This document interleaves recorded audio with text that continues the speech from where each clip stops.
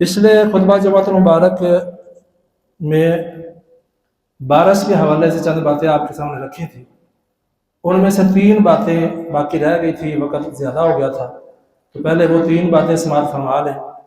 دعائیں ہیں اس کے اندر مختلف موقعوں کی، وہ سماعت فرما لیں، اور ایک مسئلہ ہے اس کے اندر، وہ بھی سماعت فرما لیں. جب بارش ہو رہی ہو تو میں نے بتایا تھا کہ دعا پڑھنی ہے اللہم صیبا نافعا. یہ دعا اللہ کے نبی پڑھا کرتے تھے.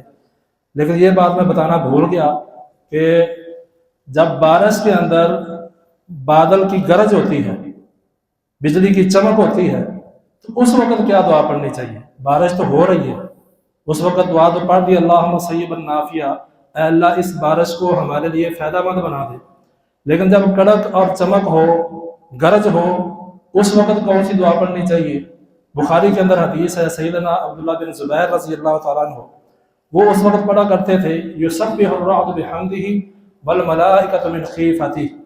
یہ دعا پڑھا کرتے تھے اور ساتھ یہ کہا کرتے تھے ان ھذا لوعید شدید لأہل الارض. یہ گرج، یہ چمک اہل زمین کے لیے بڑی سخت وعید ہے. اس چمک کے ذریعے اللہ چاہے تو لوگوں کی آنکھوں کی روشنی چھین لے، اس گرج کے ذریعے اللہ چاہے تو لوگوں کے کانوں کے پردے پھاڑ دے. اتنی طاقت ہے اس کے اندر. اور ہم ڈر بھی جاتے ہیں بعض دفعہ، اچانک جب بہت زیادہ آواز ہوتی ہے تو ڈر جاتے ہیں، اور یہ ڈر فطری ڈر ہے. آواز کا ڈر جو ہوتا ہے یہ فطری ڈر ہوتا ہے. تو ایک بھی یہ مسئلہ تھا. اور دوسرا، جب بارش چل رہی ہے، ضرورت سے زیادہ ہو چکی ہے اور بارش کی اب ضرورت نہیں، نقصان کا باعث بن رہی ہے، تو اس وقت کون سی دعا پڑھنی چاہیے یہ بھی بتانا میں بھول گیا تھا. اس وقت اللہم حوالینا ولا علینا، اللہم علی الاعقاب والجبال والضراب والاودیۃ ومنابت الشجر، یہ دعا پڑھنی چاہیے. یہ بخاری اور مسلم کے اندر حدیث ہے. تو یہ دعا ہمیں یاد ہونی چاہیے. جب بارش زیادہ ہو گئی ہے، اب اس کی ضرورت نہیں، اب بارش رحمت کی بجائے عذاب کی شکل اختیار کر چکی ہے. اب بارشوں کا پانی جو ہے فصلوں کو تباہ کر رہا ہے، لوگوں کی دیواریں گرنا شروع ہو گئی ہیں. تو یہ دعا پڑھنی چاہیے اس وقت کہ اللہ اس بارش کو ہمارے اوپر سے ہٹا دے، ان کو، اس بارش کو ٹیلوں کی طرف، پہاڑوں کی طرف اور جنگلی جو درخت ہے ان کی طرف لے جا، ہم سے اس کو ٹال دے. اللہم حوالینا ولا علینا، اللہ ہم سے اس کو ٹال دے، ہم سے اس کو دور لے جا.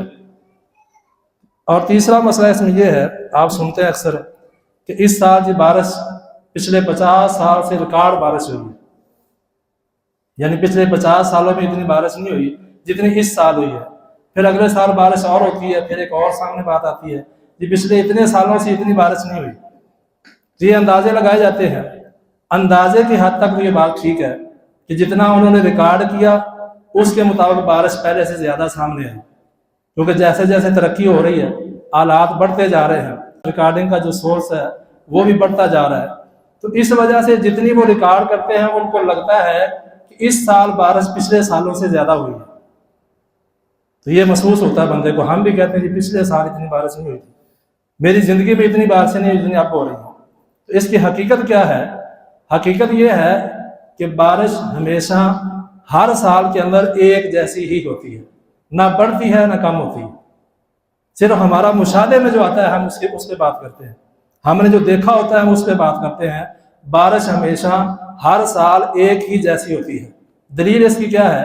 تفسیر ابن کثیر کے اندر امام ابن کثیر رحمۃ اللہ علیہ نے سیدنا عبداللہ بن مسعود اور عبداللہ بن عباس رضی اللہ تعالیٰ عنہما کے حوالے سے یہ حدیث نقل فرمائی ہے کہ نبی کریم صلی اللہ علیہ وسلم نے فرمایا ما من عام امطر من عام ولكن اللہ یصرفہ حیث یشاء ثم قرأ ولقد صرفناه بینہم یذکرون.